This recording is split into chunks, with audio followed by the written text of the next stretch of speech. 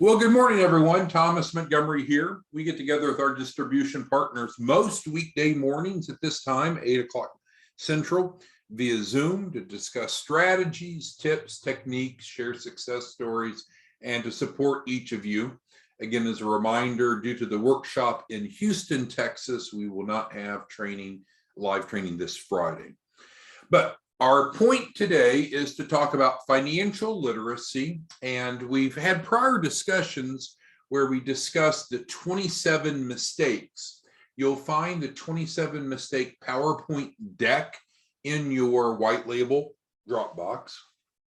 But today we're going to peel it back another layer and talk about how to take it out to hosts using a proposal. And we're going to go through this proposal. And I did email this proposal to each of you this morning.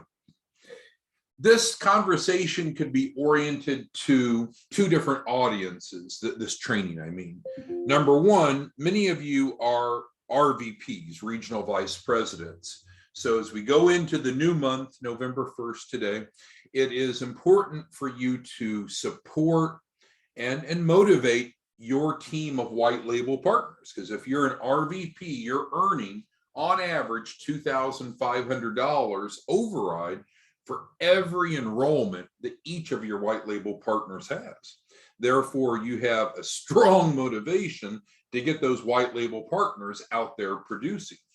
And so RVPs, if you have a white label partner that's comfortable in teaching in person or online, then you may very well want to motivate them, encourage them, support them to start teaching and using this proposal to get those audiences. Conversely, if you're not an RVP, you're just simply a white label partner, this applies to you.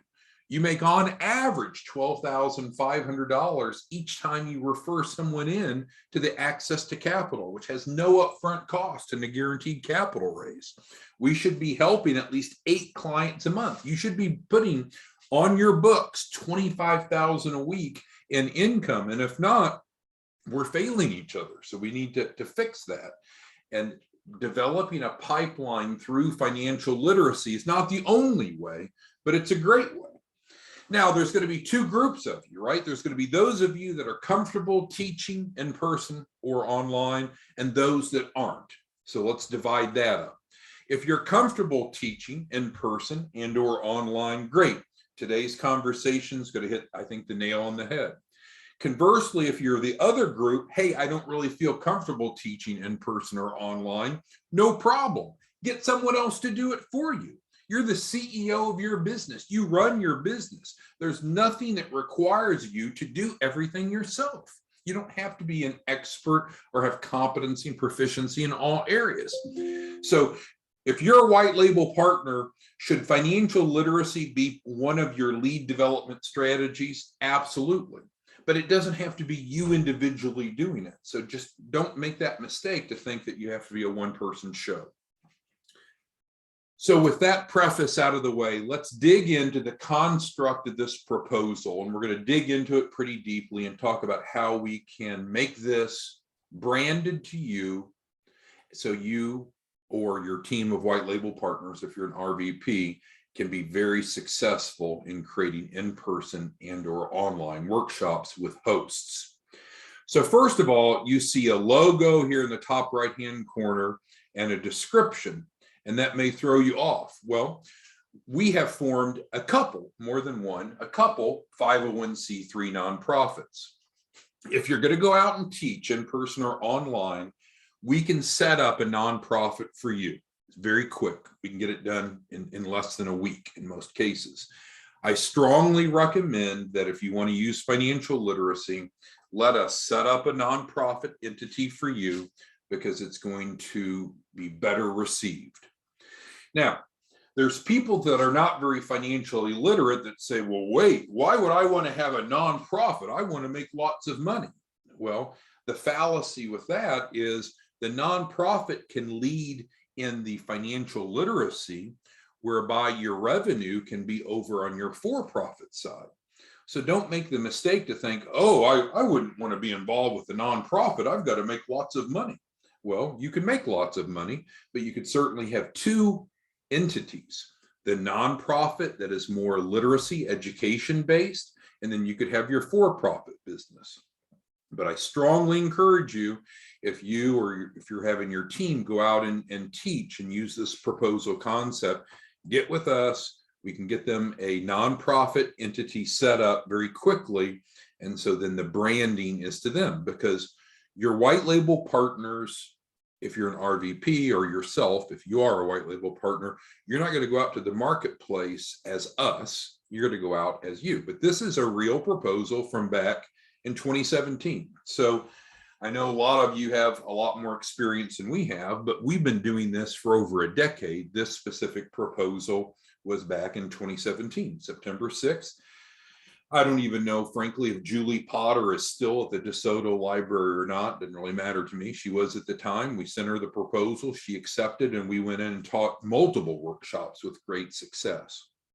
I will tell you that in most cases, when you go and you follow this model and you teach a workshop, most often they're going to ask you to come back. And that's the real measure of success. Well, I guess there's two measures of success. How much money did you make from that exposure, which we'll talk about in a moment, but also, did the host ask you to come back?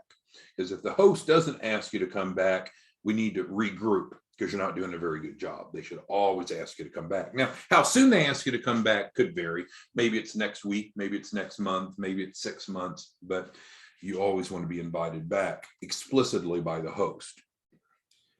All right, so this is a 2-page letter, which we're going to go through in the form of a proposal to go pitch setting up a workshop. It can be used for other entities other than libraries. So in other words, it's not exclusive to libraries, but the 27 mistake curriculum that we're teaching, normally we don't charge for that. It's a great funnel builder, and libraries can be a valuable host. But certainly you could go to churches, community centers, chambers, lots and lots of other places. But libraries are good. So let's again talk about application. If you're one of our RVPs, regional vice presidents, we have a number of you on here that are, then you should be developing a network of white label partners. So if you're an RVP, you develop and motivate your white label partners. I recommend having one white label partner at least per county in your state. And so you can set up some accountability. Like Alfred's one of our RVPs, and I forget which state Alfred is over. Alfred, can you reply back? I've forgotten which state you're over. But whichever state it is, there's X counties. Let's say there's 30 counties. So Alfred should be getting at least 30 white label partners, one per county, and then motivating his team to go out and reach out to libraries, churches, and pitching this proposal. But again, from a branding perspective, we recommend setting up a nonprofit that's tied specifically to the white label partner. We can do that quickly and easily, and go out as a nonprofit. I wouldn't go out as an individual, and I wouldn't go out as a for-profit business. All right, so obviously, if you're going to issue this proposal to someone, you need to know who you're sending it to. Now, it doesn't have to be mailed. It could be emailed or hand-delivered, but you need to figure out who you need to get it to. And so let's now get into the content of the proposal, why these words are on the page and why they're effective. So again, you would not go out under our 501c3. We'll set up a nonprofit if you don't have one already that you're going out under. Now, there's a few exceptions. There's like Terrence on the line. He's a CPA. Those of you that are CPAs, that are attorneys, you have instant credibility, so that would be fine. But I would say in general, if you're not an attorney, if you're not an accountant, I would set up a nonprofit. And I know we all like to think of ourselves as very credible, but if you're just a normal for-profit business, it's not going to be received as well as if you were an attorney, an accountant, or a nonprofit. So this part, well, I guess technically this part here would be removed, and we would put in your nonprofit's information or your entity. But regardless, what we're clarifying is that we assist entrepreneurs in starting and growing a business.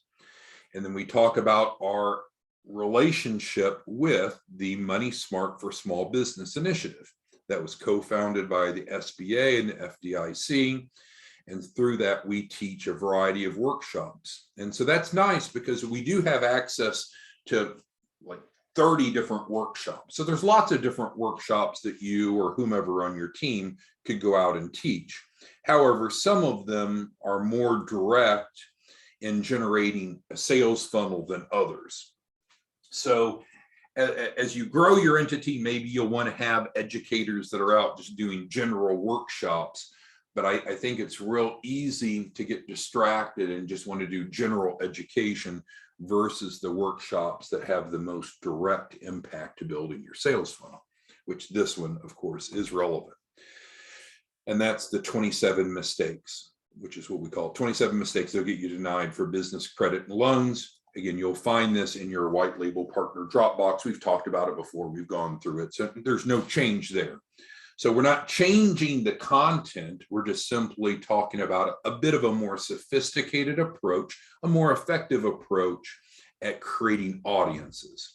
Because you and I could say that we want to teach a workshop in person or online just by mentioning it. But if you don't have an audience, what's the point? Well, some of you are well connected enough, you can go create your own audience. But in general, the best bet is to work with the host to reach their sphere of influence. And we'll talk more about host. It's actually part of the proposal here in a moment. Okay, so first paragraph, introduction. It's going to introduce your nonprofit. Unless you're an accountant or an attorney, let's get together and develop a nonprofit for you. We can do that quickly and easily. And then your branding. Okay, first paragraph, and then we're introducing the 27 mistake workshop, which is what we're wanting to go present. Any questions on paragraph 1? Okay, if you have any questions, comments, concerns, just type it into the Q&A. All right, here we go. Moving forward, paragraph 2. So now we need to go ahead because we've I think made a pretty effective introduction. The 501c3 nonprofit creates credibility. Our relationship with the SBA and FDIC creates credibility, and we'll set all that up for you too. So it's accurate and honest that these relationships exist between your nonprofit and everything mentioned. So now we're going to help them understand what it is that we want to teach. The 27 Mistakes Workshop is especially popular as it provides a practical overview addressing a key concern of most entrepreneurs: how to get the capital to start or grow a business. So that's an incredibly important sentence. It addresses the fact of, without breaking down into painful detail, well, what is mistake number 1 and 2 and 3 and 4? Because we're going to provide the host a copy of the PowerPoint deck so they can go look at it, because they're going to want to vet it out and make sure that it's relevant. But we want to clarify the problem that we want to solve, the reason for the educational message, which is to do what? To help small businesses know how to get capital to start and grow a business. Next, we need to address who's it for, what type of small businesses. So that's sentence 2. It is well suited for pre-launch, startup, or even existing small to medium-sized businesses. So, Walmart's not going to come show up. Elon Musk is not going to stop by to learn how to raise capital. But for the vast majority of businesses, even if they've not formed yet, if they have formed, or if they've been around a bit, so that's a very important sentence. Now we need to talk about the logistics, so we get into that. The workshop is typically offered for free. Now, I will mention some hosts do not want to do free workshops. Follow their lead. If they say, no, Doug, no, Jeanette, no, Paulie, I don't want to do it for free.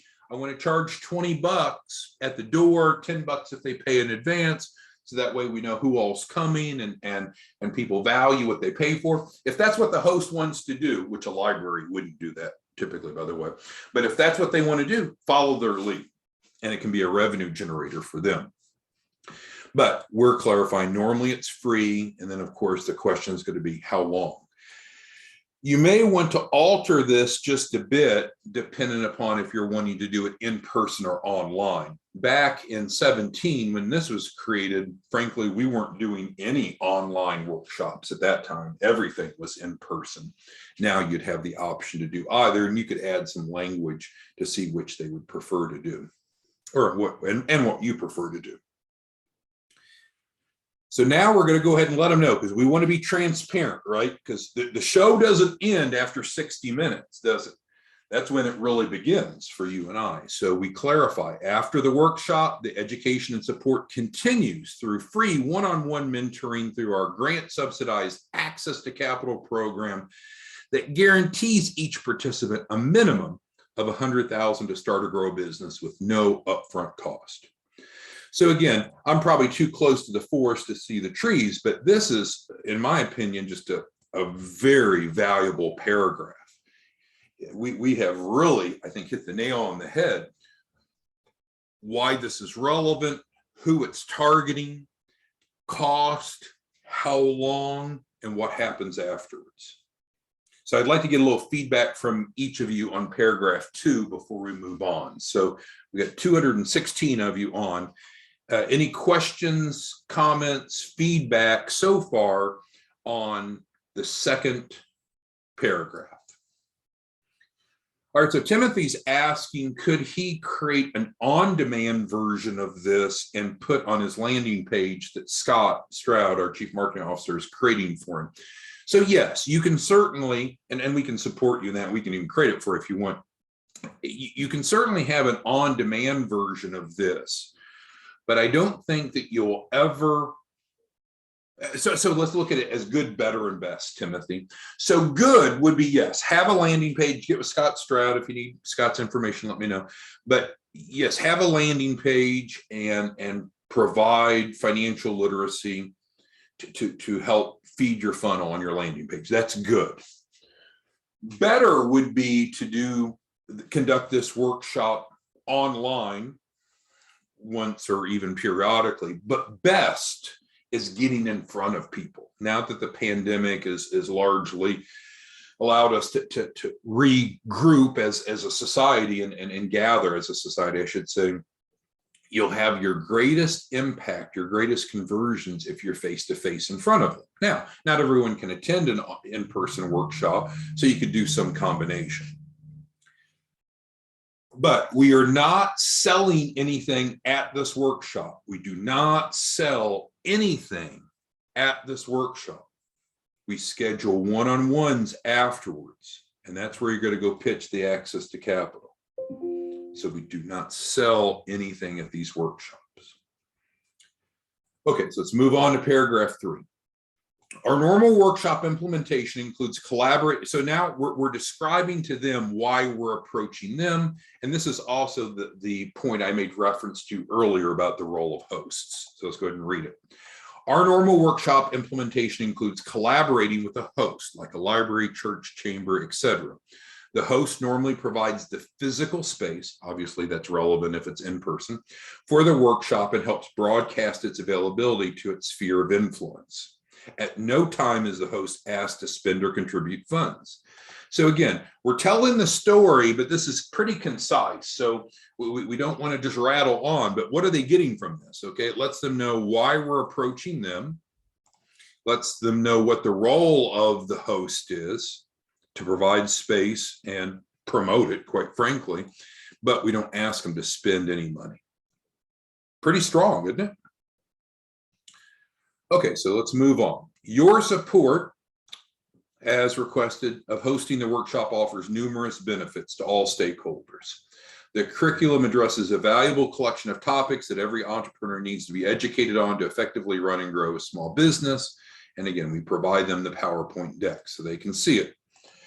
Participants are encouraged to work with a business paralegal afterwards to implement, and that's talking about the Access to Capital, where we're applying that knowledge and helping them raise capital. We let them know that we would expect high community interest from both small business owners and other referral sources. And this is a great point. if I were you and I went out and either if you're an RVP and you're getting your white label partners to do this, or if you're a white label partner yourself, you really have three expected outcomes from each workshop you teach. Number one is hopefully the host asks you to come back. They like it so much they say, damn, that was good. Can you come back and do this again? And I mentioned that earlier. The second would be you should have, on average, at least one person in the room that's a key referral source that says, damn, that was good. Could you come teach it at my church? Or could you come teach it at my Rotary? Or could you come teach it at my chamber? So it is like a snowball rolling down the hill where you pick up momentum because it's so valuable. And then third, of course, the third, maybe most important metric is you develop clients, which helps you monetize. And then you can do a certificate for participation. Page 2. So of course, this would not be on yours. We would put your information. We're going to help you set up a nonprofit. We can provide you a good commercial address. We want to look legitimate, but as I mentioned earlier, going out as a nonprofit, unless you're a CPA or an attorney, like some of you, go out as a nonprofit. Don't go out as an insurance agent. Don't go out as a financial advisor. I know those may be skill sets, licensures, professions that you have or you represent. But please, if you're a CPA, great. If you're an attorney, great. Otherwise, let's form a nonprofit. We can get that formed in a couple of days, and let's brand it to that. You'll have much better success. Don't have to do it that way. I'm just telling you best practice. All right, so then we need to show them expected outcomes. Well, our hope is to educate and certify 50 entrepreneurs. Well, where are those 50 going to come from? The host. The host is going to go promote it for you for free. Do you see what I'm talking about? They provide the space for your speaker to teach yourself or one of your team, and then they put the butts in the seats. They do the registration. It's beautiful, and you pay nothing. You pay nothing. You pay nothing. So we want to educate and certify 50 entrepreneurs so they're better prepared to succeed in starting growing a business. Who knows if 50 are going to show up? I've had some events that were more than 50. Let's see, this event that I did, we didn't have 50 at this one. There was probably about 35, 36 at this one, if I can remember back from 2017. But the bottom line is you're just pulling a number out of an orifice. If you want to make that a smaller number, you can. A couple constraints will occur, one of which is which room do they give you if you're doing it in person and how many seats are in the room. But regardless, let's just go with 50. You can edit that if you want. We want to assist those that attend in getting at least 100,000 to start or grow a business. And that's, of course, when you convert them into access to capital. You convert them into access to capital at the workshop? No, please don't sell anything at the workshop. Schedule one-on-ones with them, which could be in person or online or telephonic, and then sign them up. You want that host happy, happy, happy. And even though what you and I do is valuable, if you start pitching at the workshop, unless the host has economic incentive, they're probably not going to be happy, happy, happy. Now, the variance of that, let's erase library from our reference for a moment. Let's say that you're doing this with a business coach. Business coach fills the room. You do some sort of economic sharing with the business coach. Yeah, they're going to help you and encourage you and be motivated for conversions at the event. But in general, that's not the case. Third bullet, through ongoing mentoring, we want to create jobs, 100 jobs, assuming 2 jobs per business in the next 12 months, which builds the local tax base and improves the economic stability of the community, some macro benefits, and then this positive PR by hosting the workshop. And then you need to ask for the consult by asking to connect with them, however you wish to. All right, so let me shrink this down a bit and let's go see what questions, comments, concerns any of you have about this. And again, there's 2 different ways to look at this. If you're one of our well, first of all, if you're not a regional vice president, I think you probably should reconsider and become one. It costs nothing.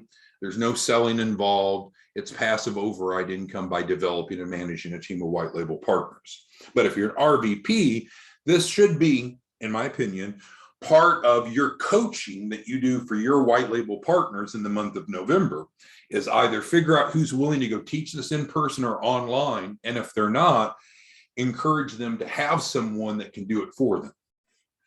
If you're a white label partner, you're either comfortable teaching and you might want to start setting these up, or if you're not comfortable teaching, you probably should pull someone in that on your team that can do that, an educator, if you will.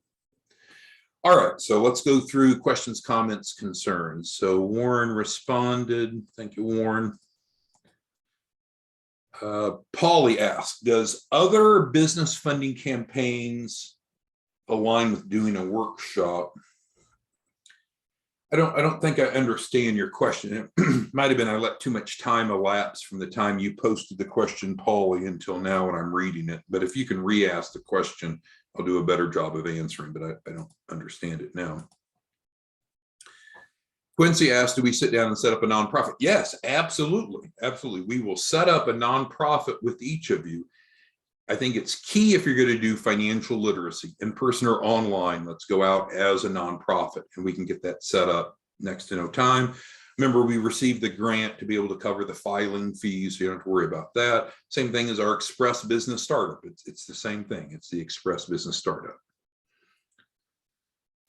All right, let's see. Next question. Quincy's other question was, I kind of addressed it earlier. A nonprofit is going to be better received in almost all cases than going out as a finance professional. You can agree or disagree, but that's my experience. And that's why we're encouraging each to set up a nonprofit. We can help you do that. All right. Warren says, let's close the Marcus deal. Awesome. Unrelated. Quincy asks, can nonprofits build business credit? Well, yeah, nonprofits can do pretty much anything that's legal that's within their charter. Pauline asked if it's okay to have a LLC and a nonprofit. Of course, yeah, there's no restrictions. There's no prohibitions against you having a nonprofit for your education, for your literacy, and a for-profit for your other uses. That's fine. There's nothing wrong with that. And it's obviously what we're trying to encourage you to consider if you want to use financial literacy as a means to go out to the marketplace in person or online. All right, we've got 3 minutes for questions, comments, concerns. So let's start with feedback. I'd like each of you to take a moment, go ahead and go over to the Q&A and let me know, is this something that you might consider teaching in November? And if so, in person or online? I'm just looking for a gauge of feedback. I know that it's effective, but I know that not everyone wants to do it. So Alfred, Ayanna, Bernard, Collis, Doug, Frankie, Jeanette. There's no way I'm going to read 216 names. Lon, Lewis, Linda, Polly, Pauline, Phyllis, Quincy, Terrence, Warren, others. Let's see here. Okay, so Doug asked a really good question, and I should have addressed it more proactively. So Doug asked the inevitable question of, if he sets up a workshop, could we come out and teach it? So it's important to understand that there are two types of workshops that we normally do. One of which is this that we just talked about, a free workshop. It's really develop a sales funnel, normally an hour long. And then there's alternatively the full day workshop that is not free, that we're actually putting together the SBA Express loan package. And so that's money generating. So normal, well, I shouldn't say normal, and I believe in all cases for the second workshop, yes, we are sending someone out to teach that either with you or for you. So that is the norm. For this, for the 1 hour workshop, it is less frequent that we come out to teach it because of a couple reasons. It's pretty simple to teach. And number two, I mean, you'll always get better. The first time you teach any curriculum, you're probably not going to be as proficient as the second or the third or the fourth time. But there's going to be an expense for us, one of our trainers, to hop on a plane and come out. And so now it's negative cash flow to you initially. It's going to build your funnel. But if you really want us to, yes, we could work that out, but you do need to go into it eyes wide open, that this is really meant for you to do out in the community, or if you're an RVP, to have your white label partners. Now, if you're, I guess regardless, if you're an RVP or a white label partner, you should have a team, right? You're not going to build probably not going to build $1 million business by yourself. And so one of the people on your team should be someone that's comfortable teaching, and they could just work with you part-time. So I think it's more our role to provide you the content, the training, and the support than for us to be flying to every city and every state across the country doing 1-hour workshops for you. So I would turn the table a bit, Doug, and say it's less about us flying out, which theoretically we could, versus what can we do to either get you or someone on your team up to speed to go out and teach it. So it's replicatable. We're going to run out of bandwidth pretty quick if we're on a plane all the time. Plus, it's going to be negative cash flow to you because you're going to pay for their travel cost. Okay. Yeah. So anyone that wants to set up a nonprofit, it's the same model. It's the express business startup. So just like we help clients create a new entity, we help them have a unique commercial address, that whole proposal, same thing for each of you that we want to set up a nonprofit for educational literacy. So you can just text me or call me or email me, and we can get you set up for that, just like you and many of us are doing for clients already. All right, so I think we covered a lot. If you're looking to set up financial literacy workshops, I do encourage you to take it up a step and present with a proposal if you're approaching a host. And through my experience, this proposal template has been very effective.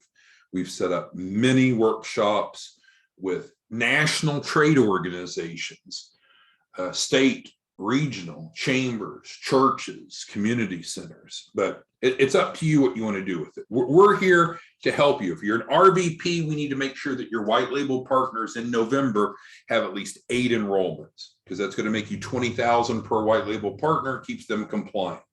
Alternatively, if you're simply a white label partner, we need to look back in October. Did you have at least 8 clients that enrolled? If not, we've got a problem, right? Because after the first 30-day grace period, because that's the promise that we made to each other. We're going to be helping at least 8 clients a month, 2 a week. If you're not on track, we need to be scheduling those weekly calls. And this very well could be a tool, a resource, a strategy to help you meet or exceed your numbers. So A, you're making an adult income, and B, you're compliant with our relationship. All right, well, we'll see you all back tomorrow. Again, we're here all week except Friday. We will not be here Friday because of the workshop we're doing down in Houston. Thanks, everyone. See you tomorrow morning.